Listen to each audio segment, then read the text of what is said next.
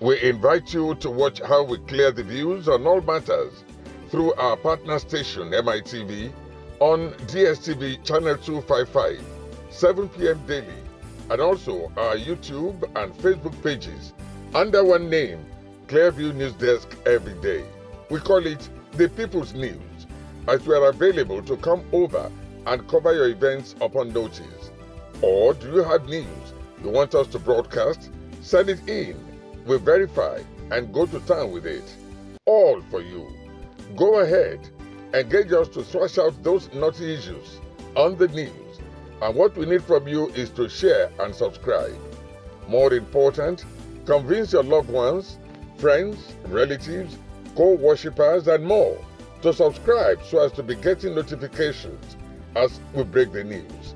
Go a step further, like the news, and drop your thoughts on the comment section. Clearview News. We clear the view one time and for all time.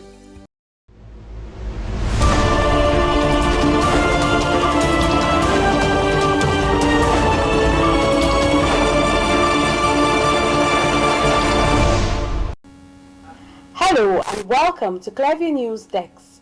We're reaching you live from Nigeria's capital city, Abuja. First, the headlines.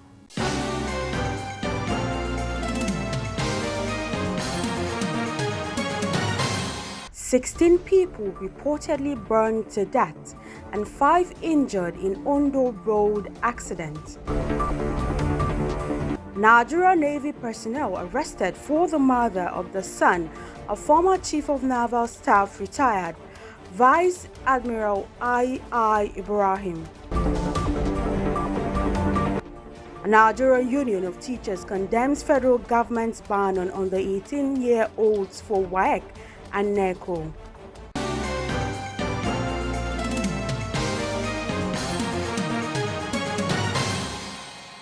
I am Florence Joshua with these and more. The Federal Road Safety Corps says 16 people were burned to death and 5 injured in a road accident on Tuesday night. Ondo Sector Commander of the FRSC, Samuel Ibitoye, confirmed the incident on Wednesday. Ibitoye said the incident happened at Ajuja village between Ondo and Ore in Odigbo local government area. He said 2 vehicles, a commercial Toyota Hiace bus and a manned diesel truck, were involved in the incident at about 8 p.m. on Tuesday. The FRSC boss said the fully loaded bus was leaving Lagos and heading to the northern part of the country. According to the FRSC boss, it took the FRSC about 4 hours to clear the road. He attributed the cause of the accident to excessive speeding and wrongful overtaking, adding that one of the vehicles might have been carrying fuel. 3 male adults were seriously injured, 2 had minor injuries, and 16 people were burnt beyond recognition. Meanwhile, the injured ones have been taken to Ore General Hospital for treatment, while the corpses have been released to the Hausa community in the area for possible burial. Ibitoye further appealed to motorists to shun speeding and observe all rules and regulations of the road. A Nigerian Navy personnel identified as Abdulrasheed Muhammad has been arrested for the murder of the son of former Chief of Naval Staff Vice Admiral I. Ibrahim retired. Meanwhile, the FCT Commissioner of Police Bennett Igwe said Muhammad killed Aminu and stole his car 2 weeks ago. Igwe confirmed that the car had been recovered. He said, about 2 weeks ago, Aminu Ibrahim, the son of Vice Admiral I. Ibrahim retired, a former Chief of Naval Staff, was robbed and killed in the Maitama area of Abuja, and his Prado SUV was taken. I want to inform you that Abdulrasheed Muhammad, a 7 Nigerian Navy personnel, committed the murder. He has also confessed to the crime and we have recovered the Prado Jeep. Speaking with journalists, Muhammad said he's a seaman in the Navy deployed to the former Chief of Naval Staff's residence. Award-winning cinematographer and music producer Thank God Omori, popularly known as TG Omori, has revealed that he had failed kidney transplant after his brother donated to him to improve his kidney-related ailments. Omori revealed this Wednesday shortly after disclosing that he was going through hell and that Nigerians should pray for him. The cinematographer also noted that he had gone into the healthcare theater 3 times already and that he was not just destined to die today. The music producer, who has been away from the public for some time now, shared a picture of him crying on the hospital bed while receiving oxygen. Although he has been making cryptic tweets about his health before the recent transplant. Last month, the award-winning music producer wrote on his X handle, "If I cross your mind, sometimes say a prayer for me." Very sad one indeed. We pray for God's intervention for him.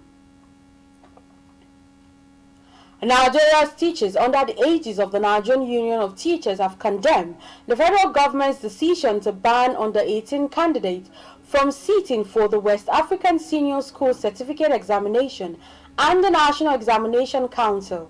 It will be recalled that the Minister of Education, Professor Tahir Mamman, announced on Monday that the Nigerian government had instituted a new age policy for secondary school leaving examinations, setting the minimum age of 18.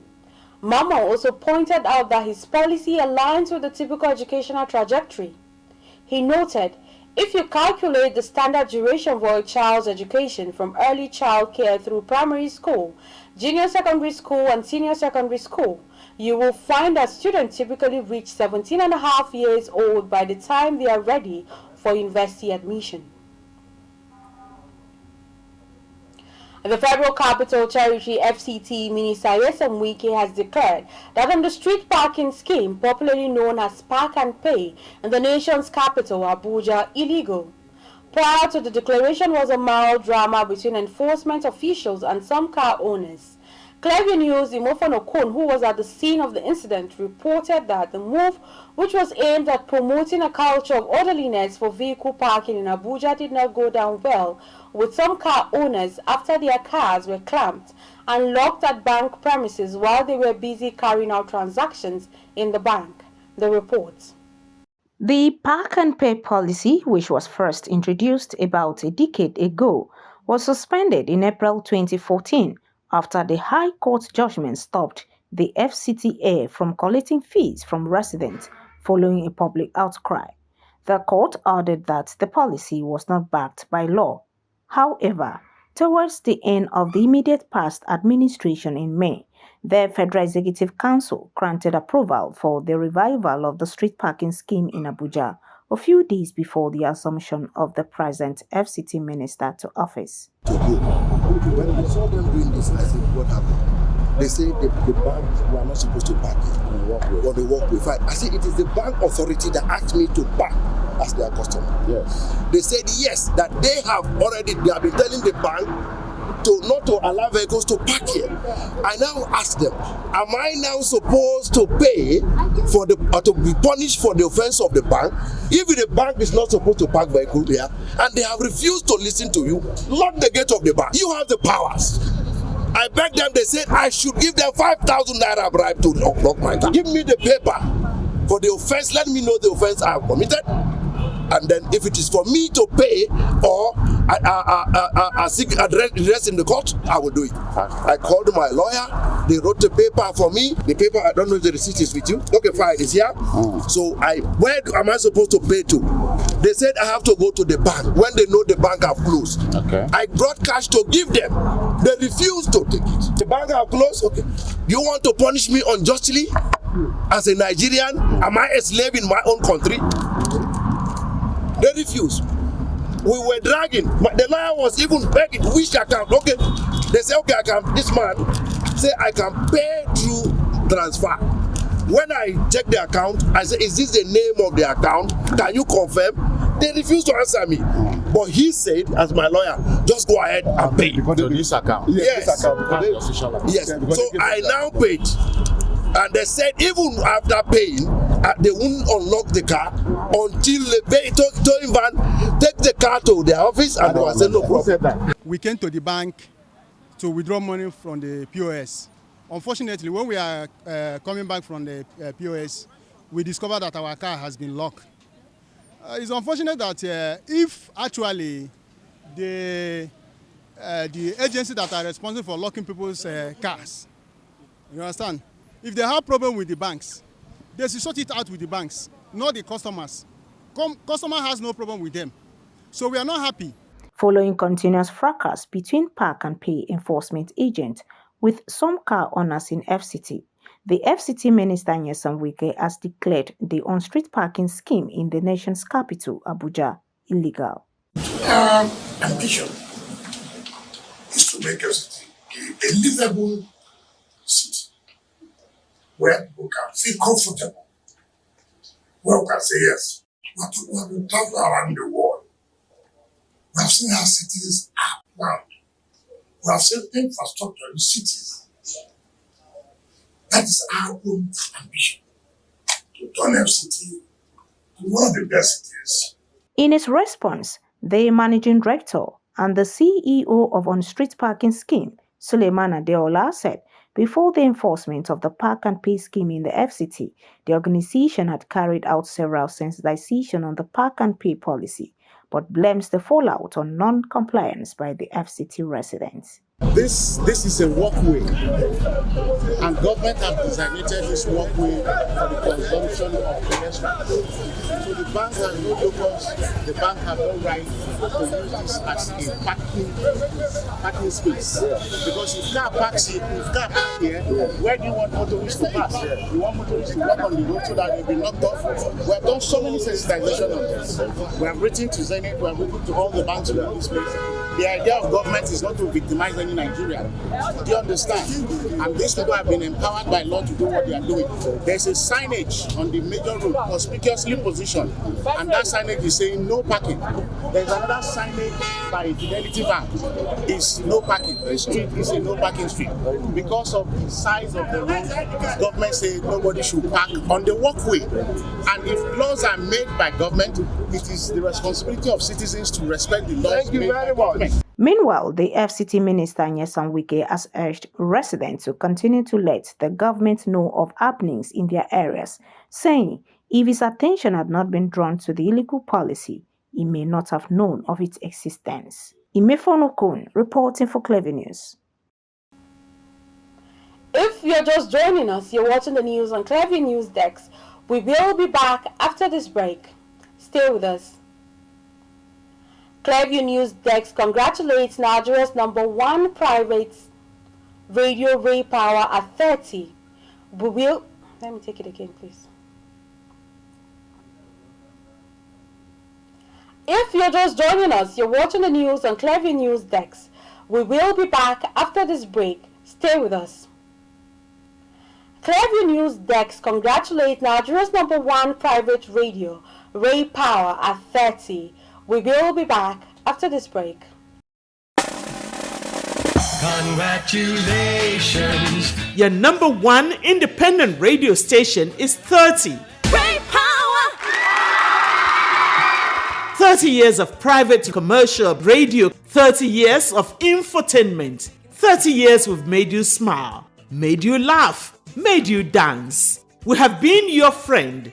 We talked to and with you and enjoyed listening to you. We have agreed and disagreed, but never broken your trust. 30 years we've delivered programs excellently, not just 100%, but 100.5. Raypower! Happy birthday to you. Happy birthday.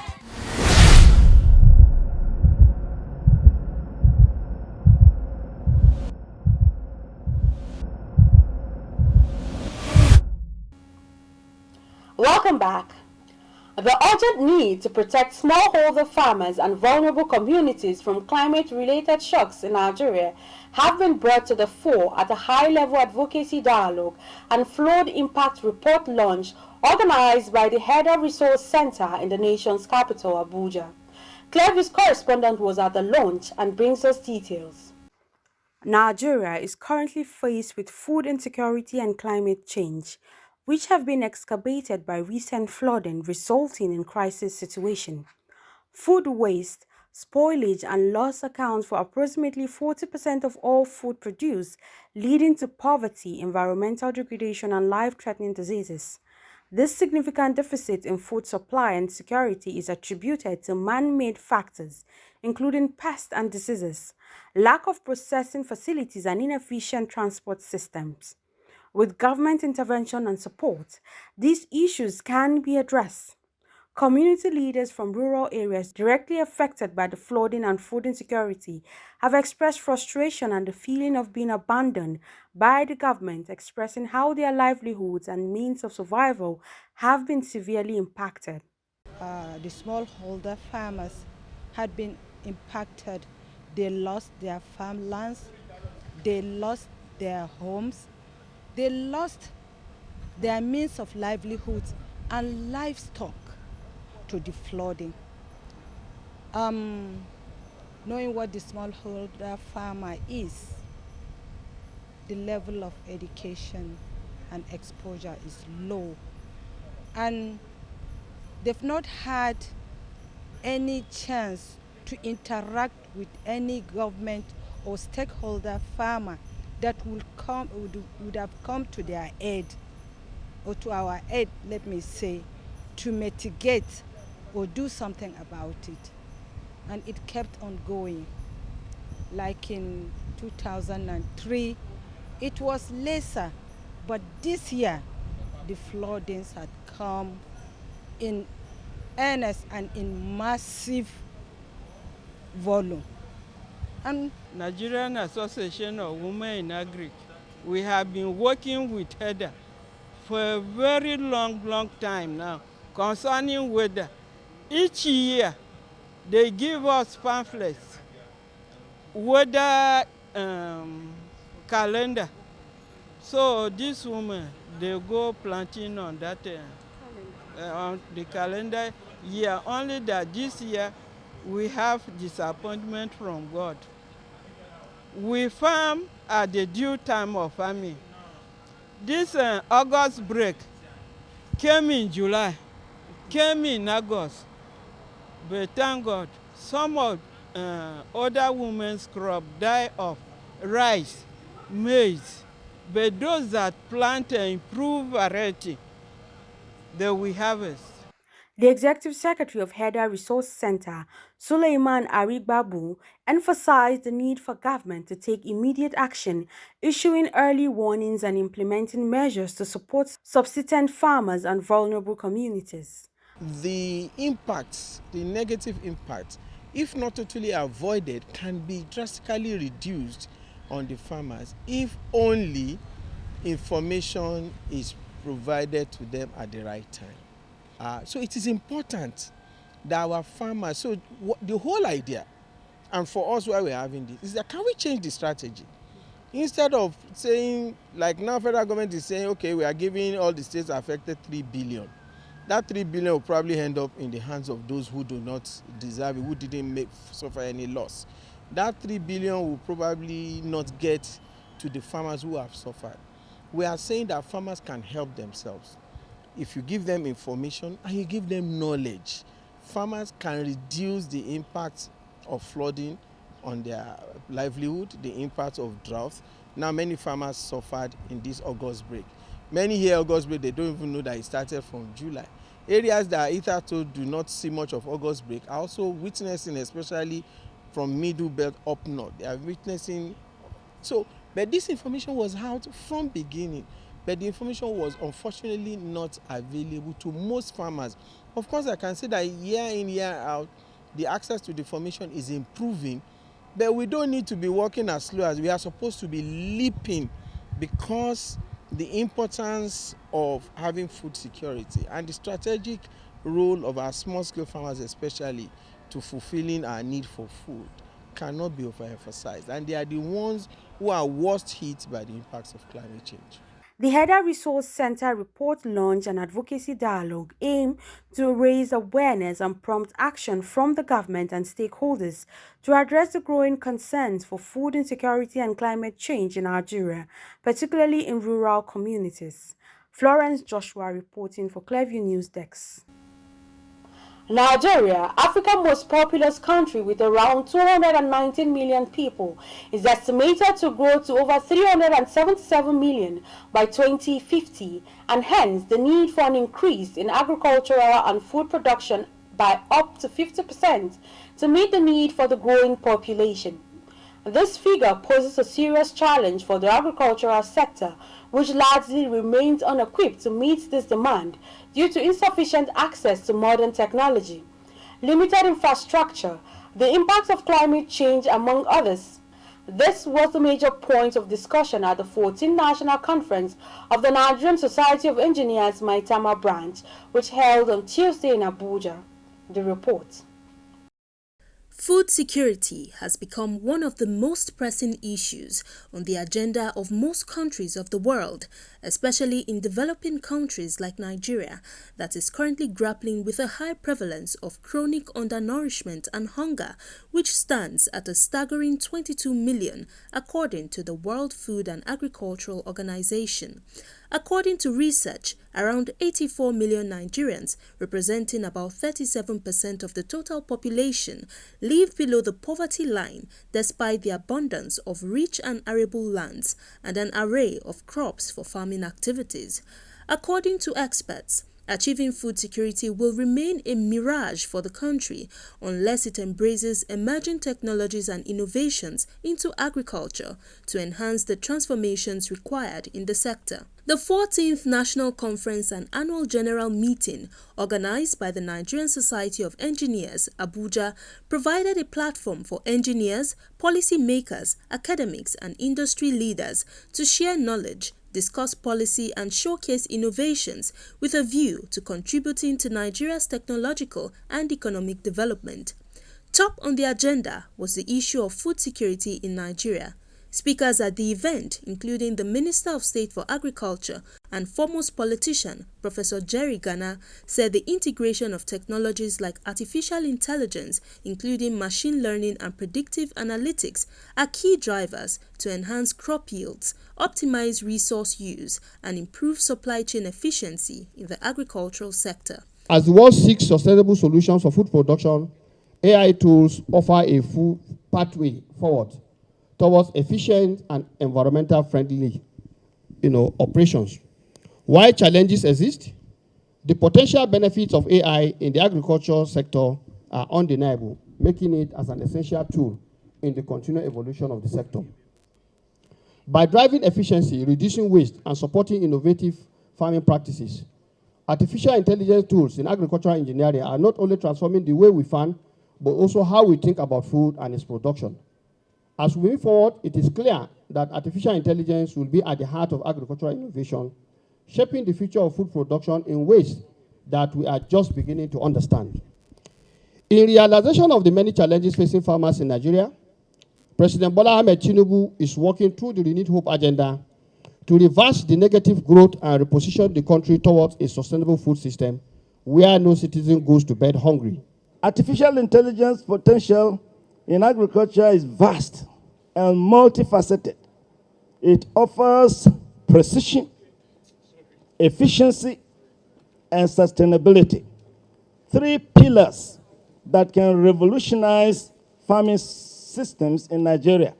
I'd like to also commend you on the theme of today's conference, which is Ecotech Synergy, AI, Machine Learning, and Engineering for Sustainable Agriculture. And this shows that you have perfectly aligned the branch, mission, and theme and deeds with those of the headquarters.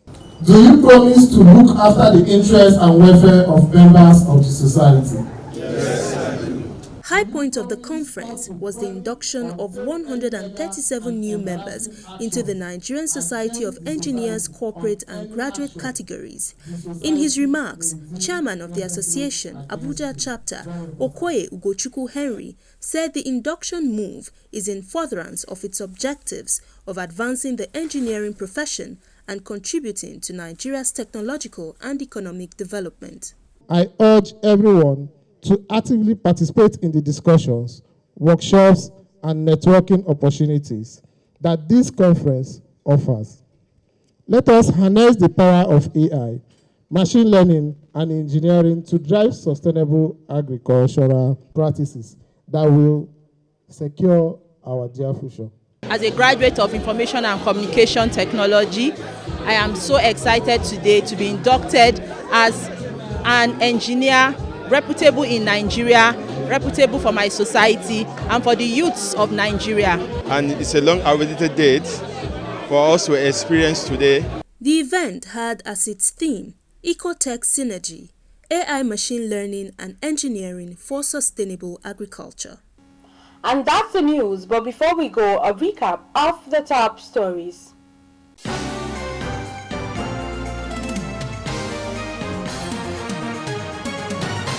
The Federal Road Safety Corps says 16 people were burned to death and 5 injured in a road accident in Ondo on Tuesday night. A Nigerian Navy personnel, Abdul Rashid Muhammad, has been arrested for the murder of the son of former Chief of Naval Staff retired Vice Admiral I.I. Ibrahim. Nigerian teachers under the aegis of the Nigerian Union of Teachers have condemned the federal government's decision to ban under 18 candidates from seating for the West African Senior School Certificate Examination and the National Executive Examination Council.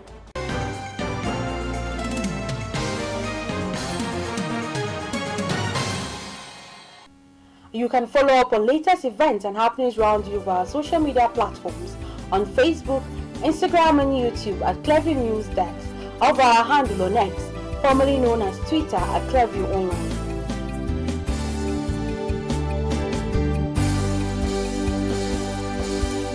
Many thanks for watching. I am Florence Joshua. Bye for now.